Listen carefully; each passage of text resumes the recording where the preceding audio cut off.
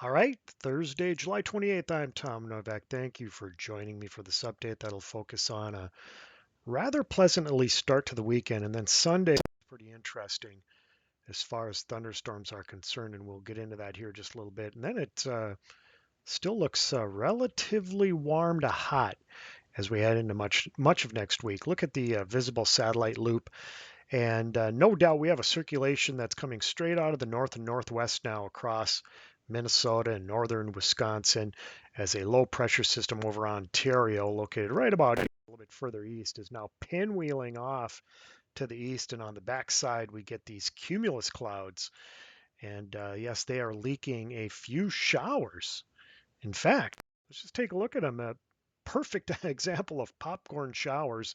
This is the radar from Duluth. And yes, these showers are all over the place. They last for about 5 minutes and then they end. And they're going to be drifting southeast throughout the afternoon and evening hours. So even as we get as far south as the Twin Cities metro, don't be surprised if you get a sprinkle or a light shower. But for the most part, these little rain showers are few and far between, and they're not going to last more than 5 minutes or 10 minutes. All right. Hey, the water vapor imagery from outer space, we call this the moisture channel, and you can also see that the pinwheeling low pressure system and the moisture that's coming down out of Canada into northern Minnesota, northern Wisconsin now.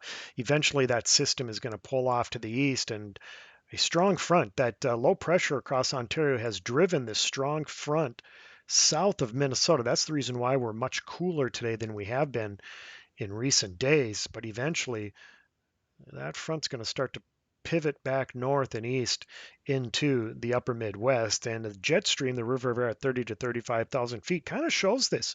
Here's that pinwheeling upper level low now over Ontario, with, of course, the flow coming in on the backside of that low pressure system now. Eventually, that low spins off to the east into the eastern sections of North America. We still are in a northerly flow tomorrow, so we're going to be cooler, at least cooler than average, I think, tomorrow. But then we start to get into more of a zonal flow, which is basically a west to east flow across the country. And with the jet stream, for the most part, remaining north of the international border, I think that's going to allow warm air that has been really baking the central and southern portions of the United States. It's going to allow that warm air to move up into the upper Midwest, not only this weekend, but then even as we head into early next week. This is the jet stream structure for Tuesday, and this also looks interesting because we'll have a strong jet and jet streak north of Minnesota, and usually on the southern edge of a strong jet streak, especially in the summer, you'll get thunderstorm activity. They'll favor the nighttime hours. We call them nocturnal storms or ridge riders that ride along the southern edge or periphery of a jet stream. And I think that'll be the case as we head into next week.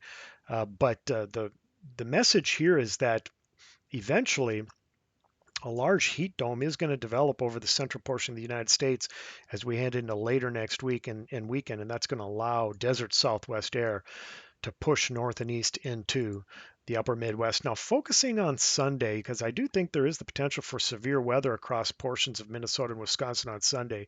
These are the winds at 20 to 25,000 feet, and you can see that they're relatively strong out in South Dakota.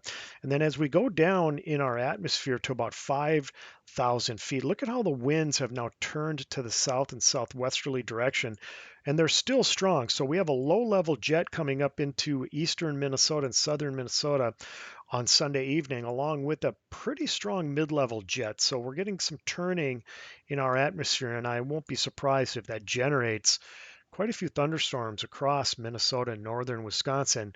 And like I had mentioned, some of them could be pretty strong. Here's what the European computer model guidance is cranking out for rain now. And this is good news as we get into Sunday. It looks like much of Sunday could support at least the idea of a half an inch to an inch plus of rain across much of Minnesota, especially eastern Minnesota and northern Wisconsin. So that's great news because, of course, we need the rain, especially in the Twin Cities metro.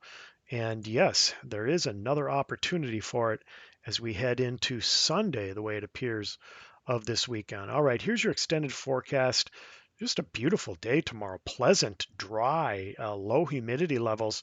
And then, yes, the temperature increases this weekend and humidity levels increase too. So that by Sunday, look at this mess that we have here for Sunday. Humid, hot, well, warm, hot, whatever. And the potential for numerous thunderstorms, I think, later Sunday and into early Monday morning. And then another opportunity for significant rain and thunder as we head into later Tuesday and Wednesday. All right, that's your forecast, everyone. Thanks for joining me. Take care and have a great weekend.